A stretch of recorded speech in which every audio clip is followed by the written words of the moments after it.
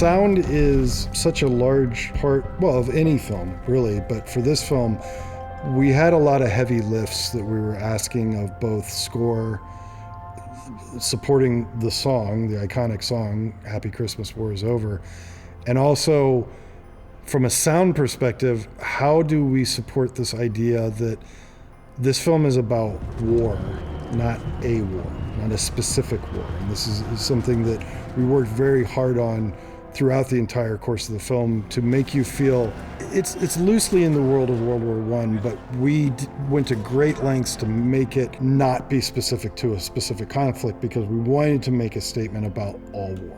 So from a sound perspective, what Jack Whitaker and Duncan McRae did, I had a big ask of them. Getting to work with Dave on War is Over was just a very special experience.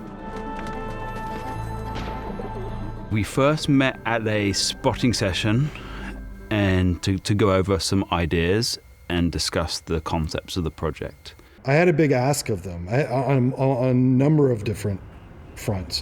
One of the asks was, can we create an audio language for the film that we have all these weapons? So you hear gunshots, you actually hear helicopters in there, there's tanks.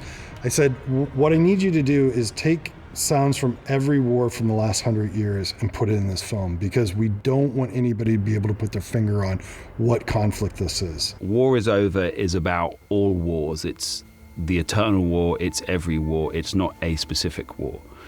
And we wanted to express that violence and futility of war and contrast it against this beautiful, intimate game of chess between two soldiers from the opposing armies. Using sound effects and sounds and sound design of all wars, not just a modern war or the First World War. We used sounds from every war, black powder for the explosions, rifles from the First World War, tanks from the Second World War, Apache helicopters from the Gulf War. The Falkland Islands, so from Korea, World War II, World War I, we had trench guns from, I think, World War I, we had 50 cals from, World War II. We really wanted to blend it and make a thing that would take the viewer to a place that it could be anywhere at any given time. Without dialogue to draw the focus for the audience on a film like War is Over, I'm working really closely with Jack Whitaker to find the right sounds at the right moment and delivering a great performance from Icarus really gives the emotion that we would from an actor's performance. Capturing the emotive character of Icarus was a challenge. Dave really, really wanted to bring this bird to life and make her the central character of the piece. And we did that by manufacturing and designing a palette of bird vocals that would emote what we were seeing on screen. So keeping the audience engaged when we were focused on the right sounds at the right moment played a really big role. And having that translate between all the different listening and viewing environments. We have a bold theatrical mix where we have the range to be quiet and then bold at times. And translating that to a home audience, we really have to pick the right moments and the right sounds to get the same message through.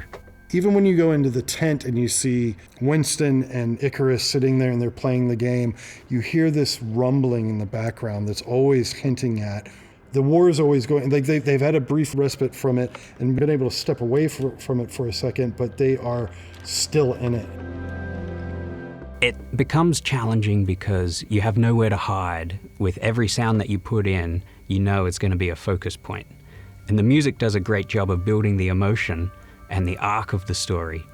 And every other moment that we add sound to only enhances what Dave and Brad are looking to tell at that time. We actually made the sounds stay discreetly on the left and the right side, depending on which army you were with. So when we were on the guy on the left, all sounds were playing on the left side and all of the camp was playing on the right side. It's a very subtle thing, but something I think helps with the emotion of the piece, and sort of grounds the viewer into the environment. And Jack also, and Duncan both, knew that the score was the voice of our characters.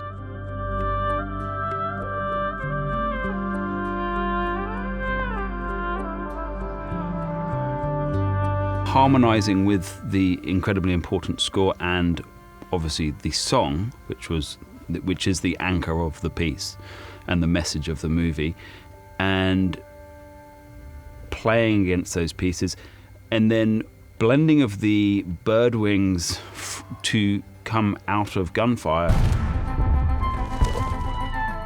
was a concept that Dave was very, very specific about.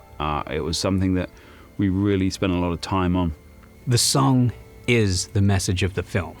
So when our song starts to play, it takes full stage.